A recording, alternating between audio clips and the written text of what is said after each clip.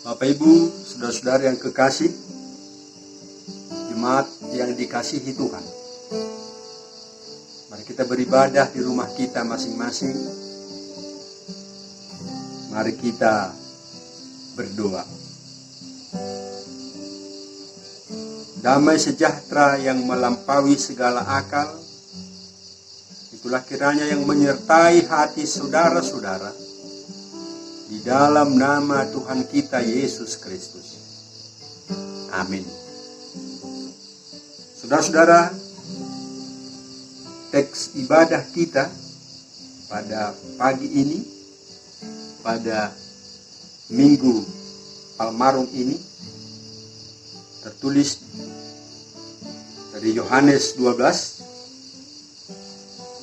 ayat 12 sampai 19. Keesokan harinya, ketika orang banyak yang datang merayakan pesta mendengar bahwa Yesus sedang di tengah jalan menuju Yerusalem, mereka mengambil daun-daun palem dan pergi menyongsong dia sambil berseru-seru, "Hosana! Diberkatilah dia yang datang dalam nama Tuhan, Raja Israel." Yesus menemukan seekor keledai muda. Lalu ia naik ke atasnya, seperti ada tertulis, "Jangan takut, hai putri Sion, lihatlah, rajamu datang, duduk di atas seekor anak keledai." Mula-mula murid Yesus tidak mengerti akan hal itu. Tetapi sesudah Yesus dimuliakan, teringatlah mereka bahwa nas itu mengenai dia, dan bahwa mereka telah melakukannya juga untuk dia. Orang banyak yang bersama-sama dengan dia ketika ia memanggil Lazarus keluar dari kubur dan membangkitkannya dari antara orang mati, memberi kesaksian tentang dia. Sebab itu orang banyak itu pergi menyongsong dia, karena mereka mendengar bahwa ia yang membuat mujizat itu. Maka kata orang-orang Farisi seorang kepada yang lain, "Kamu lihat sendiri bahwa kamu sama sekali tidak berhasil. Lihatlah, seluruh dunia mengikut dia." Saudara yang kekasih di dalam nama Tuhan kita Yesus Kristus, ibadah Palmarum kita pada minggu ini mengingatkan kita akan pesta Paskah yang diadakan di Yerusalem ribuan tahun yang lalu oleh bangsa Israel. Dari segala penjuru, orang-orang Israel bertemu dan berkumpul untuk memestakan perayaan Paskah ini. Mereka luar biasa banyaknya, hampir ribuan, bertemu, bersekutu untuk merayakan pesta Paskah ini. Saudaraku yang kekasih, Yesus juga turut serta berjalan dari Betfage bersama murid-muridnya dengan menaiki seekor keledai muda. Apa artinya, saudaraku? Bahwa dia ingin membuktikan bahwa dia adalah raja dunia yang memerintah di seluruh dunia. Dia melebihi raja yang menaiki seekor kuda, yang hanya memerintah secara duniawi. Tetapi melebihi itu, saudara-saudaraku, bahwa Yesus adalah Raja dunia ini. Saudara yang kekasih, memang kedatangan Yesus tercium oleh orang banyak. Oleh sebab itu ada dua tipe penyambutan kehadiran Yesus saat itu di Yerusalem. Tipe yang pertama adalah mereka yang mau menerima karena memahami perbuatan dan tindakan Yesus, kreativitas Yesus yang sering sekali melakukan mujizat-mujizat. Bagaimana Lazarus yang dibangkitkan dari antara orang mati. Mereka menerima kehadiran Yesus dengan sukacita sekali. Mereka mengikuti dan merespon kedatangan Yesus saat itu. Mereka memotong ranting di tengah jalan, dan mereka ambil juga dari ladang-ladang mereka. Dan bahkan ada juga dari antara mereka yang menghamparkan pakaiannya di tepi jalan dan mengeluk-elukkan sambil berkata, Hosianna, Hosianna, diberkatilah dia yang datang di dalam nama Tuhan. Saudara-saudara, dengan senang sekali mereka menyambut kehadiran Yesus, karena mereka di dalam benak mereka Yesus adalah pembela agung yang setia, yang melepaskan mereka sebagai Mesias, Raja Mesias yang melepaskan mereka dari ancaman kesengsaraan, siksaan pemerintah kekaisaran Romawi yang membelenggu saat itu. Yang kedua, saudaraku, ada juga mereka yang menolak, yaitu kaum Farisi, Sadusi. Namanya saja kaum Farisi risih. Mereka risih dengan kehadiran Yesus. Mereka seolah-olah merasa terganggu. Kenyamanan mereka seolah-olah tersiksa. Itu sebabnya mereka melakukan berbagai strategi the end justify the means, supaya Yesus tersingkir. Mereka menghasut khalayak ramai karena semakin banyak pengikut-pengikut, maka mereka barangkali dan akan tersingkir. Bapak Ibu saudara-saudaraku yang kekasih, itulah cara-cara kaum Farisi yang tidak senang dengan kehadiran Yesus, bahkan mencapai strategi yang baru untuk menyiksa, membunuh, dan menyalibkan Yesus di tengah-tengah kesengsaraan ini. Itulah Bapak Ibu saudara-saudaraku sekalian, peristiwa yang terjadi saat itu. Di tengah pesta perayaan Paskah, ada yang menerima kehadirannya, bahkan ada yang menolak, ada yang menyambut kehadiran Yesus.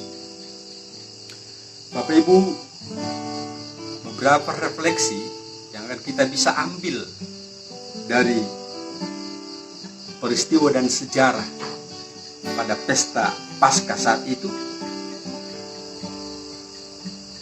yang bisa menjadi refleksi buat kita pada minggu kita saat ini.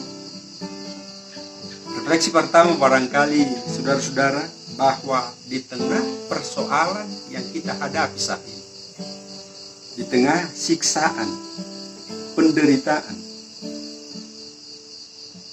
coronavirus 19 yang sungguh sangat menyiksa kita, meresahkan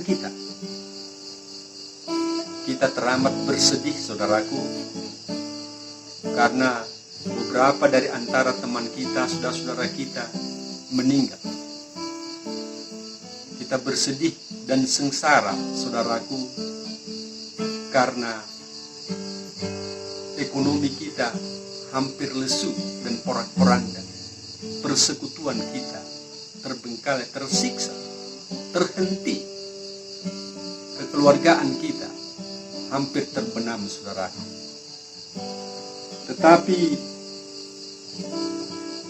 kita merasakan kebahagiaan bahwa Yesus datang pada kita saat ini. Di tengah kesengsaraan, di tengah kesedihan kita merasa bergembira dengan kedatangan Yesus.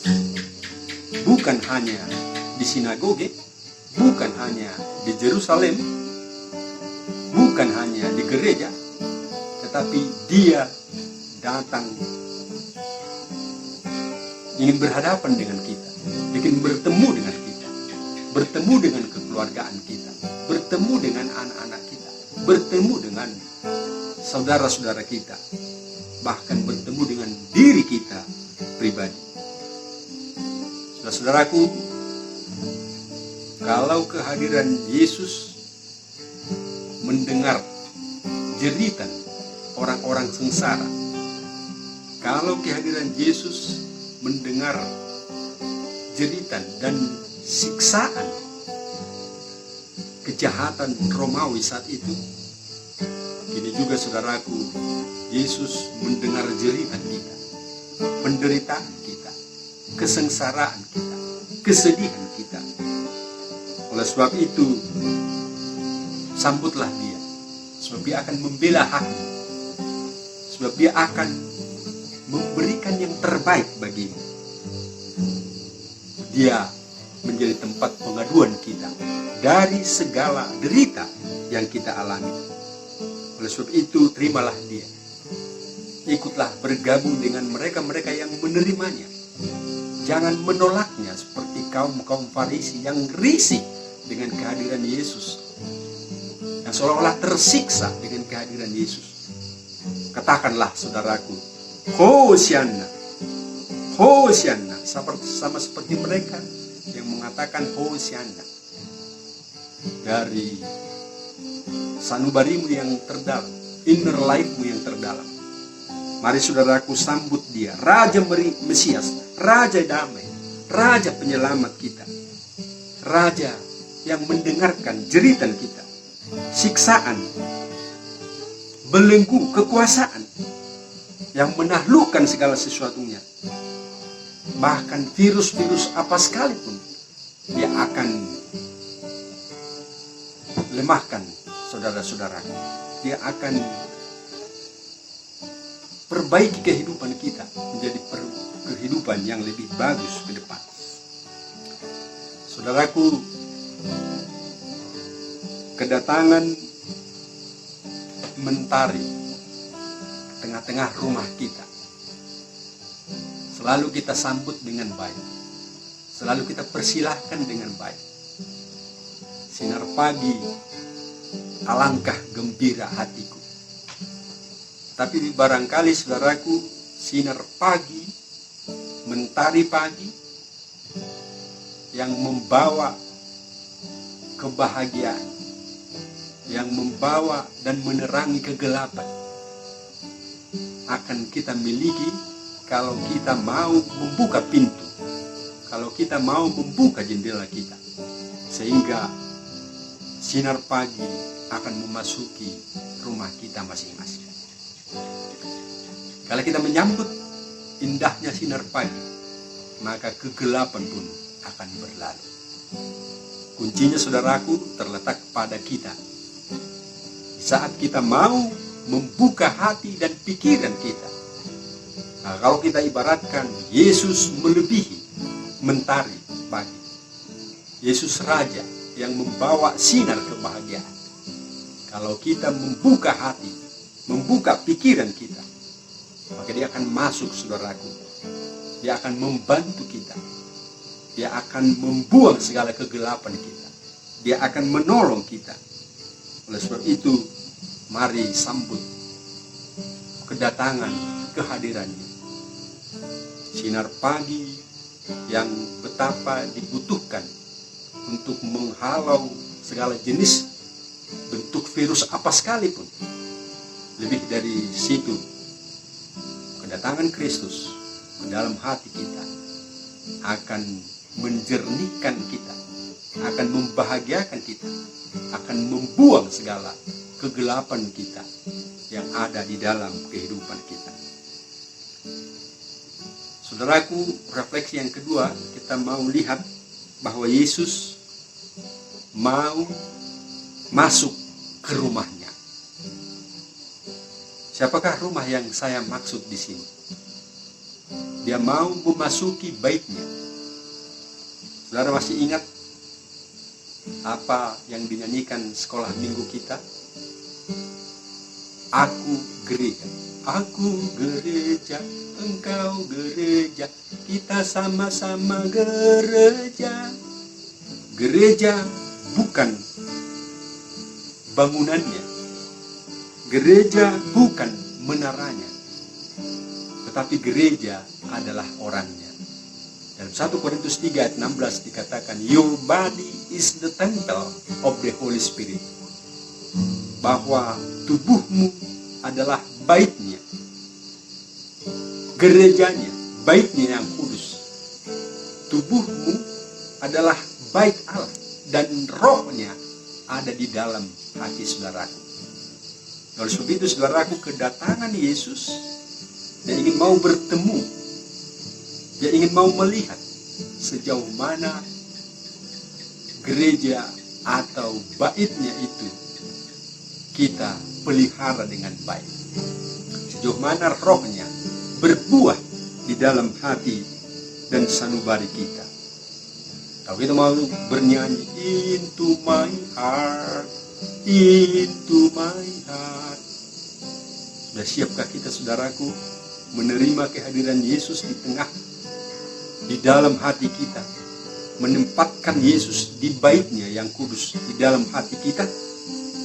Nah, oleh sebab itu, saudaraku, mari pelihara baitnya yang kudus. Sebab saudara adalah bait Allah. Pelihara, rawat, jangan diterlantarkan. Bait Allah adalah bait yang kudus. Oleh sebab itu, buanglah segala kejahatan dari tengah-tengah hati dan saudara. Bapak Ibu yang kekasih, kita mau mengecek mulai kita menerima baptisan semenjak kita kecil. Pelayan pendeta mengatakan, aku membaptis engkau di dalam nama Allah Bapa, Anak, dan Roh Kudus. Semenjak itu saudara menerima roh di dalam hatimu. Tadi kalau kita ingat, your body is the temple of the Holy Spirit. Rohnya ada di hati saudaraku. Apakah roh yang kita terima di dalam hati kita berbuah? Atau apakah roh sama sekali lenyap dari hati sanubari kita? Kita dituntut untuk berbuah. Roh dituntut untuk berbuah di dalam hati kita. Dalam Galatia 5 ayat 22, kita memahami buah-buah roh: kasih, sukacita, damai sejahtera, sabar, murah hati, kebaikan, kelemah lembutan, penguasaan diri. Ada 9 buah yang harus ditemui di dalam hati kita, saudara. Bait Allah, roh Allah ada di hati kita. Into my heart. Yesus mau memasuki rumahnya, Dan Yesus mau melihat apakah rohnya sudah berbuah di hati kita. Bapak Ibu, beberapa hal yang harus kita garis bawahi dalam buah-buah ini. Kasih. Kasih. Mengasihi diri dan mengasihi orang lain. Di tengah persoalan yang kita hadapi ini, biarlah kasih kita semakin hidup satu dengan yang lain. Saling mengasihi dan saling berbagi hidup. Saling membantu di tengah-tengah persoalan ekonomi yang pahit yang kita alami saat ini. Barangkali ada dari antara saudara-saudara kita karena persoalan ekonomi ini tidak bisa menikmati makanan dan minuman. Oleh sebab itu mari berbagi hidup, saudaraku. Mari memberi dan saling memberi supaya yang lain juga beroleh kehidupan seperti kita. Kasihilah dirimu juga. Kalau pemerintah kita mengatakan stay at home, mengasihi diri dan mengasihi orang lain, supaya melalui saya tersalur berkat juga bagi orang lain. Sebab melalui saya Tuhan menginginkan bahwa orang lain juga harus beroleh. Bersabarlah dalam penderitaan. Sabar, bersabarlah, saudaraku. Badai ini pasti berlalu. Oleh sebab itu, kepanikan biarlah berlalu. Yesus yang datang, Dia yang sudah kita sambut, Dia akan mengasihi kita. Dia akan memberikan kemenangan buat kita. Kerajaan dunia Dia sudah menangkan. Dia menjadi raja di antara seluruh bumi ini. Dia sudah mendengarkan jeritan.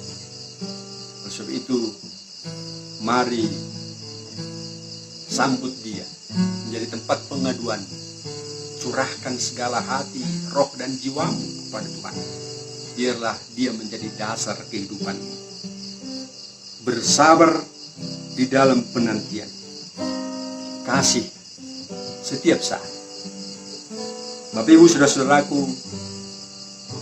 mari kita simpulkan teks kita, khotbah kita pada pagi.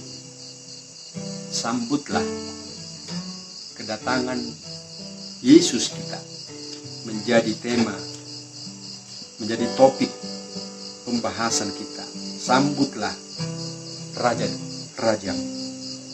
Rajamu datang.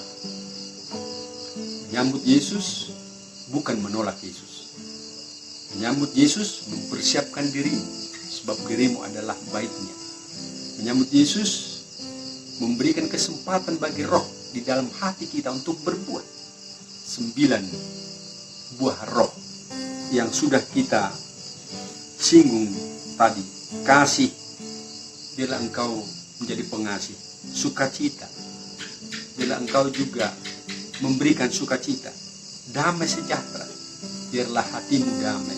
Bila engkau juga memberikan damai bagi segala makhluk, bagi seluruh ciptaan.